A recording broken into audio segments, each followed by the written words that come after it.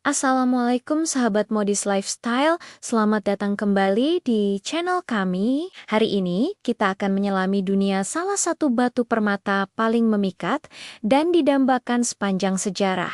Zamrud dari Cleopatra hingga Elizabeth Taylor. Batu hijau yang memesona ini telah menghiasi para bangsawan dan selebriti selama ribuan tahun. Apa sih yang membuatnya begitu istimewa? Mari kita cari tahu bersama. Sejarah Zamrud itu luar biasa panjang dan kaya. Namanya berasal dari kata Yunani kuno smaragdos yang berarti batu hijau. Keindahannya sudah dihargai sejak 4000 tahun sebelum Masehi di Babilonia. Namun, tambang Zamrud paling terkenal dalam sejarah kuno berada di Mesir, dekat Laut Merah. Tambang-tambang ini, yang sekarang sering disebut tambang Cleopatra, sudah beroperasi sejak 330 sebelum Masehi. Cleopatra sangat terobsesi dengan Zamrud. Ia menggunakannya dalam perhiasan, ukiran, dan bahkan menghadiahkannya kepada para pejabat asing sebagai simbol kekayaan dan kekuasaan. Bagi orang Mesir kuno, Zamrud bukan hanya perhiasan, tapi juga simbol kehidupan abadi dan kelahiran kembali. Ketika penjelajah Spanyol tiba di Amerika Selatan pada abad ke-16, mereka menemukan sumber Zamrud baru yang kualitasnya jauh melampaui apapun yang pernah dilihat di dunia. Lama, suku Inka dan Aztec telah menambang dan menggunakan Zamrud dalam upacara keagamaan dan perhiasan mereka selama berabad-abad. Bangsa Spanyol kemudian membawa pulang harta karun Zamrud ini dalam jumlah besar, memperkenalkannya ke seluruh Eropa dan Asia, dan menciptakan demam Zamrud global yang bertahan hingga hari ini. Mereka bahkan menukarnya dengan logam mulia, menunjukkan betapa berharganya Zamrud saat itu. Sekarang, mari kita bicara tentang apa yang menentukan kualitas dan nilai sebuah Zamrud. Sama seperti berlian dengan 4 sinia, Zamrud juga dievaluasi berdasarkan beberapa faktor kunci, tapi dengan sedikit perbedaan. Yang pertama dan paling penting adalah warna. Warna adalah raja dalam dunia Zamrud. Zamrud yang paling dicari memiliki warna hijau kebiruan hingga hijau murni yang cerah dan jenuh. Warnanya tidak boleh terlalu gelap atau terlalu terang. Zamrud yang terlalu kekuningan atau terlalu kebiruan biasanya nilainya lebih rendah. Warna hijau yang ikonik ini berasal dari jejak elemen kromium, vanadium, dan besi di dalam struktur kristal mineral beryl. Selanjutnya adalah kejernihan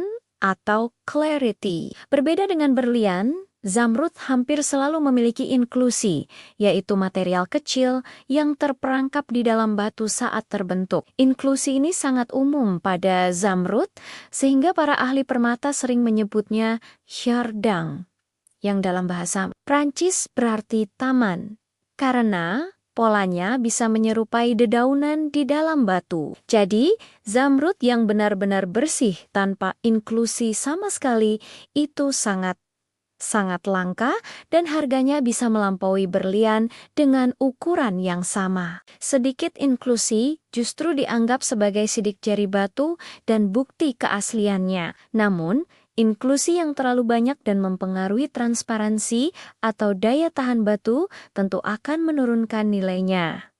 Faktor ketiga adalah potongan atau cut. Memotong Zamrud adalah seni yang rumit karena batu ini relatif rapuh dibandingkan batu permata lain seperti safir atau rubi. Inklusi alaminya juga bisa menjadi titik lemah. Itulah mengapa potongan khusus yang disebut emerald cut atau potongan Zamrud diciptakan. Potongan persegi panjang dengan sudut-sudut yang terpotong ini tidak hanya memaksimalkan warna dan kilau batu, tetapi juga melindungi sudut-sudutnya yang rentan dari kerusakan. Tentu saja, Zamrud juga bisa dipotong dalam bentuk lain seperti oval, pear, atau bundar.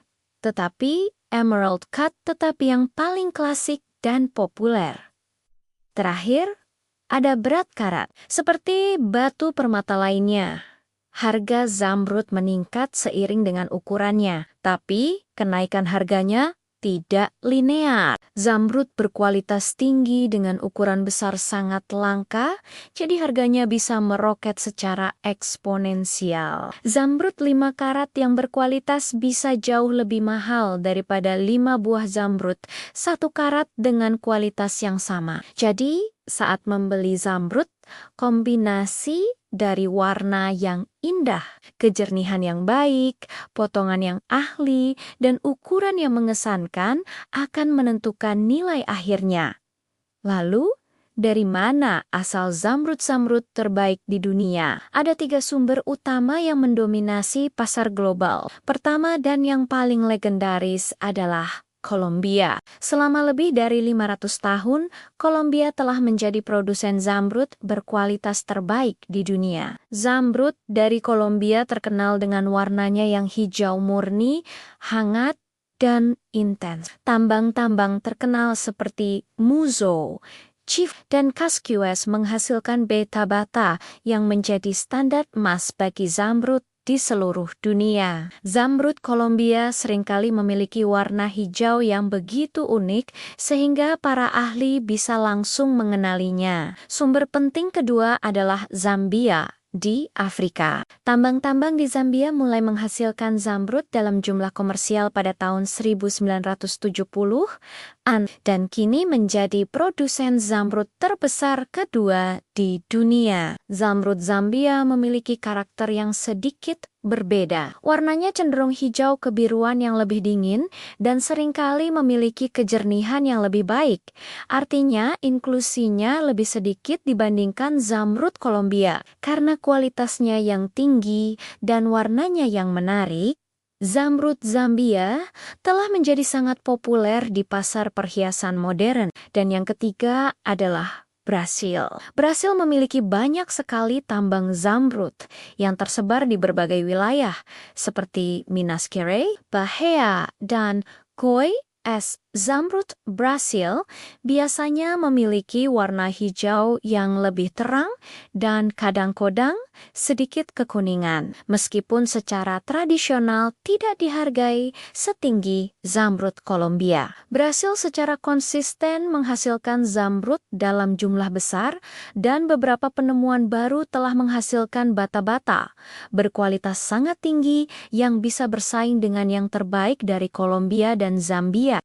Selain 3 negara ini, zamrud juga ditemukan di tempat lain seperti Afghanistan, Pakistan, Rusia, dan Ethiopia, masing-masing dengan karakteristik uniknya sendiri. Karena inklusi pada zamrud sangat umum, hampir semua zamrud di pasaran telah melalui proses treatment atau peningkatan untuk memperbaiki kejernihan dan stabilitasnya. Treatment yang paling umum dan diterima secara luas adalah perendaman dalam minyak atau resin bening. Proses ini mengisi celah-celah atau retakan kecil yang mencapai permukaan batu, membuatnya kurang terlihat dan meningkatkan penampilan zamrud secara keseluruhan. Ini adalah praktik standar dalam industri, tetapi penting bagi penjual untuk mengungkapkannya kepada pembeli. Treatment yang lebih agresif dengan resin berwarna atau pewarna dianggap tidak etis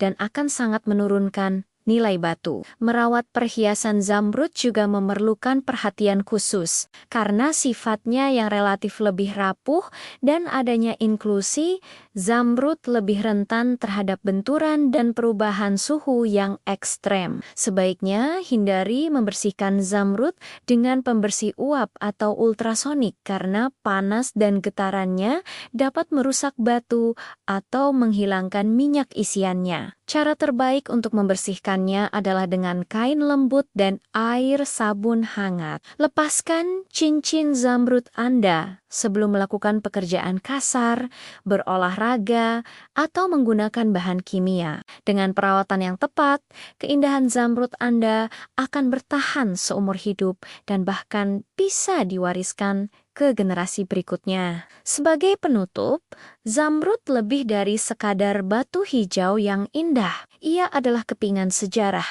simbol kemewahan dan keajaiban alam. Dari tambang-tambang kuno Cleopatra hingga pegunungan Kolombia yang terjal, perjalanan Zamrud adalah kisah tentang keindahan, kekuatan, dan daya pikat yang tak lekang oleh waktu. Setiap Zamrud dengan jardang unik di dalamnya menceritakan kisahnya sendiri, kisah tentang tekanan dan waktu yang membentuknya menjadi permata yang luar biasa. Terima kasih banyak sudah menonton video hari ini. Semoga sekarang Anda lebih menghargai keindahan dan kompleksitas batu permata yang menakjubkan ini. Apa batu permata favorit Anda? Beritahu kami di kolom komentar di bawah.